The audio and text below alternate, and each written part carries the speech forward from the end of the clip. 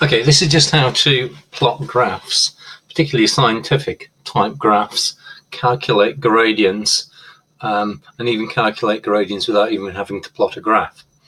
So I'll just show you in this example. So this is A-level chemistry. So this is determination of an activation enthalpy using the Arrhenius equation. So what we're doing here is plotting natural log of the rate constant. So we've got ln(k) there, we've got k there. So I've just used a formula to work out what ln(k) is here, and we're plotting 1 over the temperature in Kelvin here.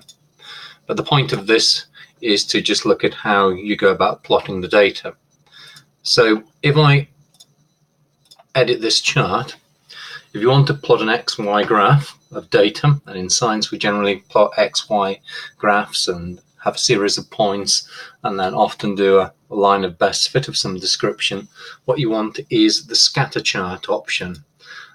It will seldom give you that one by default, so you need to select scatter chart, select your range of data obviously, and then you want to go into customize, and customize in series.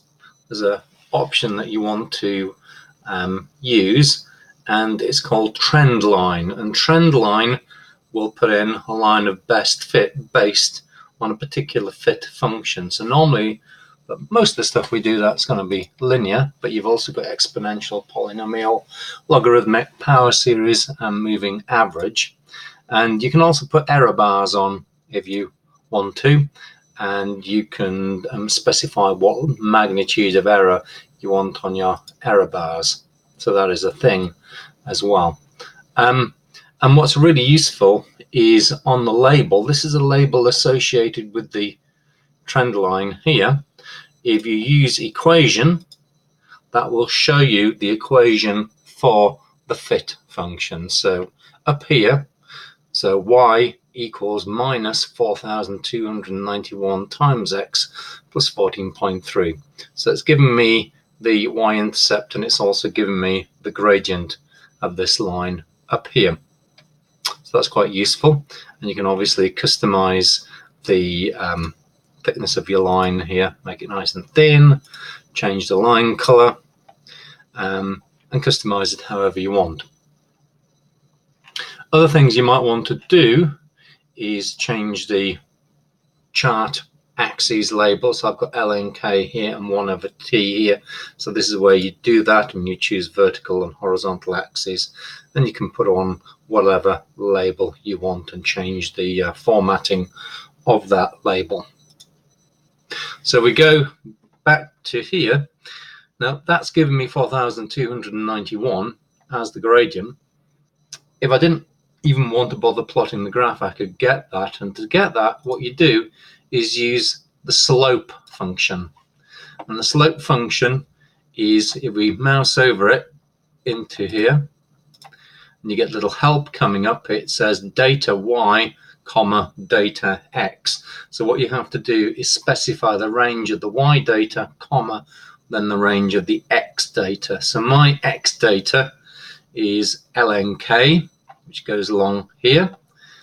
So that is the x data, and 1 over t, whoops, the other way around, ln(k) is the y data and 1 over t is the x data. So you pop that into there, and you'll notice that the gradient that we get there is the same as that we've got in the chart here.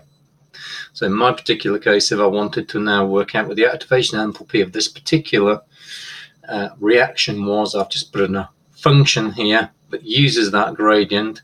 So if you're doing an Arrhenius plot, then the gradient is equal to the activation enthalpy of the reaction divided by the ideal gas constant, and that's what we've got here. So the constant is 8.134, and it's a negative gradient, so it's minus EA over RT. So we get this negative sign in here, and we've got to divide by 1,000 simply to get this into kilojoules. So the units of this answer here, I haven't put units in, which I should do. That is in kilojoules. as opposed to just joules per mole. But anyways, that's how you plot a line of best fit and get the gradient. And obviously, if you have a different function, like it's logarithmic, you can use a different fit function. Anyways, hopefully that's useful.